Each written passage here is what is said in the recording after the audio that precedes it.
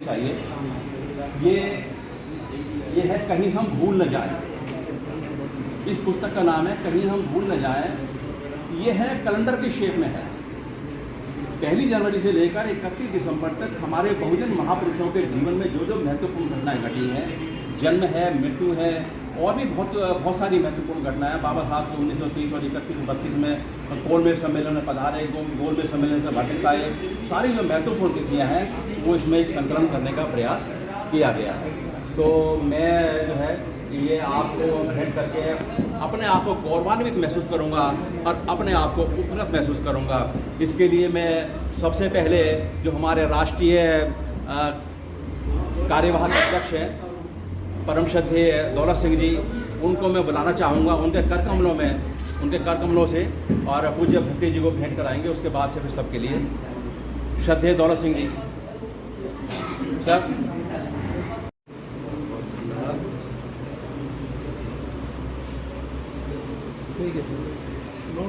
ये शरीर है ना, मनुष्यों के मतलब जानवरों के, पशु पक्षियों के तो खाल भी काम आती है, सिर भी काम आता है और सब चीज़ काम आती है, लेकिन इंसान का कोई चीज़ काम नहीं आती मरने के बाद। राख को भी हम घर में नहीं रखते, राख को भी फेंक ही देते, अपने पास नहीं रखते। किसी घर में किसकी राख नहीं मिलेगी। तो इस शरीर का हम जब तक हमारी सांस है तब तक हम इसका उपयोग करें, समाज के लिए लगाएं, समाज के लिए लगाएं। ये समझिए कि जो बर्फ़ की सिल्ली रखी हुई है, ये बर्फ़ की सिल्ली आपके सामने यहाँ रखी है, मैं इसको ऐसा ही छोड़ दूंगा तो भी 2 घंटे बाद यहाँ शून्य हो जाएगा, समाप्त हो जाएगा। सिल्ली रखी है, ऐसे ही छोड़ दूंगा बिना उपयोग किए तो इसका समाप्त होना भी तय है। उस स्थिति में 2 घंटे बाद आपको वहाँ जगह शून्य मिलेगी, कुछ नहीं मिलेगा। पिघल के वहाँ पिघल जाएगी सारी, शून्य हो जाएगा, जगह शून्य हो जाएगी।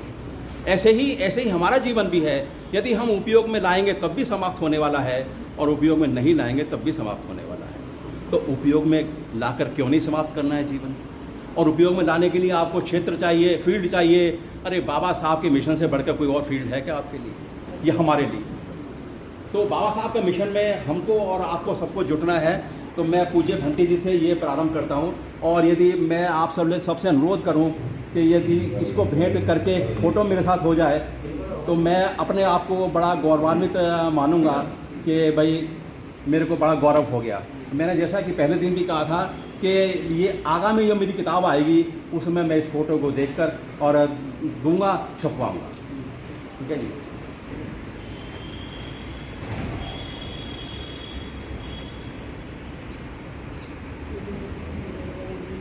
ये बस ठीक है सर, देते जाइए।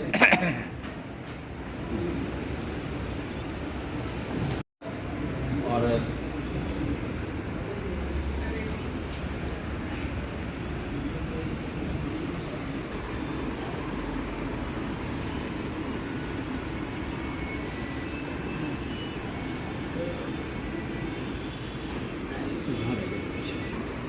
इसके अंदर देखिए। अच्छा सर आपको भी देखना है इसके अंदर में। दाना पानी खाते और अपना जीवन यापन करते। संयोग ऐसा हुआ, दुर्योग ऐसा हुआ कि हम ये कैसे मान लें कि 29 साल की उम्र तक सिद्धार्थ ने कभी किसी रोगी को ना देखा हो, कभी किसी बूढ़े को ना देखा हो, कभी किसी मृतक को ना देखा हो और कभी किसी साधु को ना देखा हो। 29 वर्ष का युवक हो जाता है, बहुत परिपक्व हो जाता है, तो हमारे गले बात क्यों करती है विज्ञान की बात? तो हम इस बात को नकार, चारों विषयों की बातों से पूरी तरीके से नकार देना और इसको कभी प्रचारित नहीं करना कि 4 दर्शन देकर जो है ना वो सिद्धांत कैसे करना है। इसमें घटना दी गई है, रोहिणी नदी के जल के बंटवारे के विवाद के मतलब जो युद्ध होना था, युद्ध थोपा गया, सेनापति का आदेश का युद्ध करना है।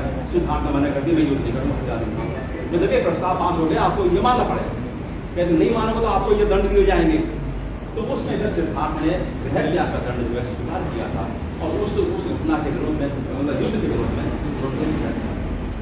तो बाबा साहब ने आती बोली बुद्धं शरणं गच्छामि करके बुद्धि का उपयोग करके, ऐसे नहीं आप बंद करके मान के साथ 4 दृश्य हो गए थे। हमने भी पढ़ी थी जब तक ये किताब नहीं पढ़ी थी बाबा साहब। जब तक बाबा साहब किताब नहीं थी तब तक हमको भी यही मतलब हमारे दिल दिमाग में टूटा गया कि 4 दर्शन लेकर सिद्धार्थ को गैर आश्चर्य करना चाहिए। तो आपको ये समाज में प्रचारित करना है बाबा साहब के संदेशों को।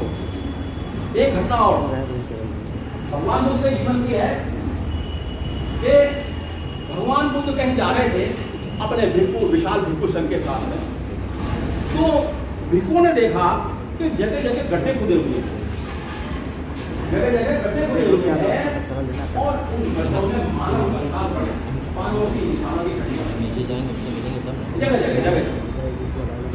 तो भिक्षुओं के भिक्षु संघ के मन में जिज्ञासा उत्पन्न हुई, उत्सुकता उत्पन्न हुई। उन्होंने भिक्षु संघ ने भगवान से प्रश्न किया कि भगवान के जगह जगह गड्ढे खुदे हुए, जगह जगह गड्ढे खुदे हुए, उनमें मानव कंकाल पड़े हुए हैं।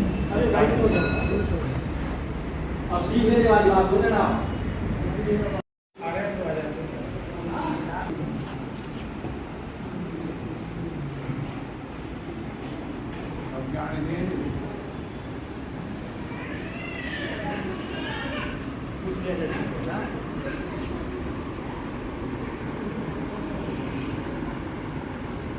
हाँ जोड़ देता हूँ सही।